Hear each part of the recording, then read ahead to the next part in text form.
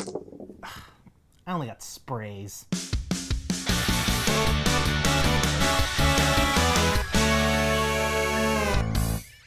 Hi everybody, welcome to GameGorgon. My name is Krug. I'm Indigo. And today we're trying to answer the question, are loot boxes gambling? No. Done. This question is spurred on by DICE's reaction to the community's reaction to their implementation of microtransactions in Battlefront 2. The beta. Because the beta just happened last week, yeah. Yes. So after the beta, they turned around and were like, hey, this is not cool, homie. Yeah. And then homie was all like, I know. DICE has come out and said that their goal for microtransactions is to be a little bit more balanced, a little less pay to win. I don't think that their statement makes it clear that they don't want any pay to win elements in their game, which would be my goal for them. Yeah, it's just not far enough either. Like, the direction that they were going is like, oh, I can see where you were going, but you didn't make it. You like stopped at the gas station and just stayed there. And to be fair to them, I'm assuming that they need microtransactions financially to support this title, but it's really difficult for this genre to support microtransactions without being pay to win. Like, having skins in a game like this kind of ruins it a little bit, and especially because they have to deal with Disney now, because Disney owns the Star Wars franchise, and because they have to deal with like the super... EA? No. What I mean by that is because they've got Disney and because they have EA, like two big, huge names that want to see a profit. The last Battlefront that came out, the big issue was all of the DLCs and the amount of like crazy amount of money it was going to cost for each person to get, like play all of the content. And so they're like, all right, DLC, that whole thing, we're getting rid of it. We're going to have DLC, but it's going to be free. And they're like, but we still got to make money, so we're going to microtransaction. So what we're going to do is we're going to make the cool shit in the microtransaction section. And that made it hard. Well, and they didn't say they were going to make all the cool in the microtransactions section. Well, their goal is to make all of the like top tier items, the like super end game, best in slot, I guess, items, achievement based or gameplay based, basically not purchasable, which is fine. Like, that's a good step, and I'm super grateful that they're not just saying literally everything is going to be purchasable. And oh, as a matter of fact, you have a 5% higher chance of getting like the best in slot blaster rifle for this class from the loot box. Like, that's not what they're doing, which is cool. Yeah, and by getting those early to mid game like boosts, it's going to make it so that those end game items are significantly easier for you to get. Right. And so they're effectively doing the same thing and just making it slightly more difficult than it would have been if they hadn't put these restrictions in place, but infinitely easier than if you were just a normal player that wasn't spending any money. So they came out, they said we're making these changes. The loot box system wasn't fully in during the beta. You will see it on release. And that whole thing got people upset. And then if you watch our video from last week about the Shadows of War microtransactions that were going on, a lot of people are realizing, hey, this is a new thing that people are doing, and we don't like it. Yeah.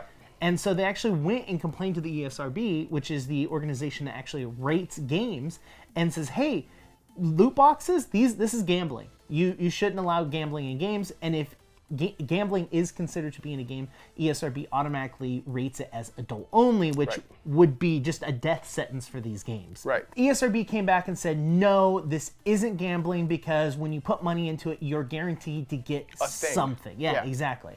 Versus gambling, where you put money into a slot machine, you pull the arm, and you have a higher chance of not winning anything than you do actually winning a thing. For what it's worth, PEGI, which is the EU equivalent of the ESRB, also came to the same conclusion, which is that this isn't considered gambling.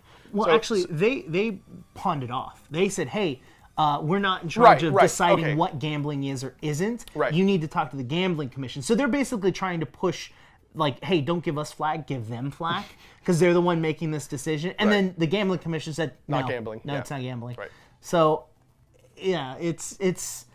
So, I mean, we were talking about this before we started recording the show. I get where the people that are reporting these things to these organizations are coming from.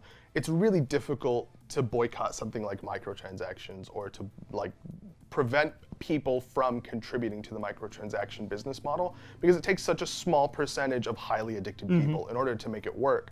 So they're trying to go a different route and stop it kind of at the butt, right? Or at the root? That's what I was saying.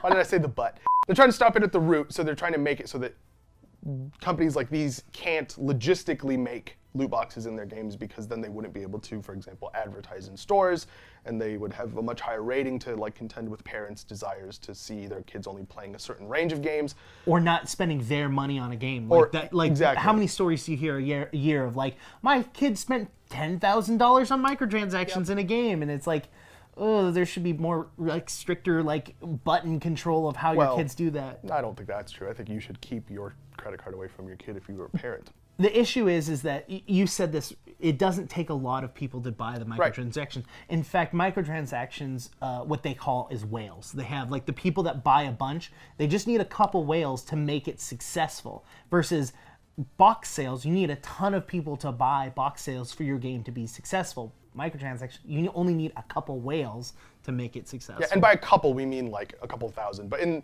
the scale of the game player base, it's not very many people, right? Yeah, when you have millions of people a percentage, playing the game, a small percentage of people.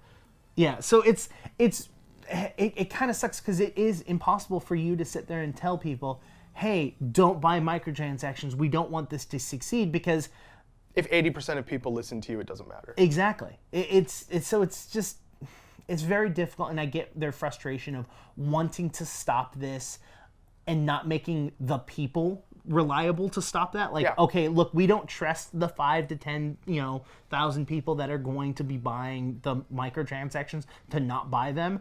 We need this to stop so that it doesn't ruin the experience for everyone else. Yeah, there aren't a lot of people in the world that'll make choices like this based off of principles. They're going to make it based off of what they personally enjoy, which is fine. I'm not trying to like shame anyone, right? If you want to buy the XP boost on Shadowboard, that's fine. Knock yourself out. I just am trying to say that if we let this keep progressing the way that it has been progressing, if it continues to get a little more and more aggressive as far as money is concerned, it's going to get to a point where it's prohibitive for a certain set of people to play games. Which is no good. Which is not good. Yeah. Like the gaming community has always been open, and yeah, sometimes games are, $60 I have to save up for a couple of, but if you spend $60 on a game, you should be able to enjoy it. You shouldn't have to put more money in the game in order to enjoy it. That's the only thing that I'm trying to prevent. Yeah, I'm super with you on that one. Yeah. So let us know, what is the most disappointing thing that you got in a loot box, and from what game? I know I've gotten games in Overwatch where it's just sprays and voice lines, which mean nothing to me. I got a loot box, which was, this was in Heroes of the Storm, which was a bunch of different skins for different heroes, and they all looked like indigo, and it made me really sad. I was about to throw up. And the worst thing is, it wasn't even a hero that he had. Yeah, right? Who knew that was the thing? But while you guys are down there goofing around in the comments, why don't you hit the subscribe button if you haven't? And if you have hit the subscribe button, why don't you hit the bell button so you get a notification letting you know whenever we have a next video. That being said, I'm Indigo, and you can actually reach me on Twitter at IndigoQT. And I'm Crew. You can get me at CrewQT on Twitter. You can also reach both of us at _QueueTimes on Twitter. We've been GameGorgon. See you tomorrow.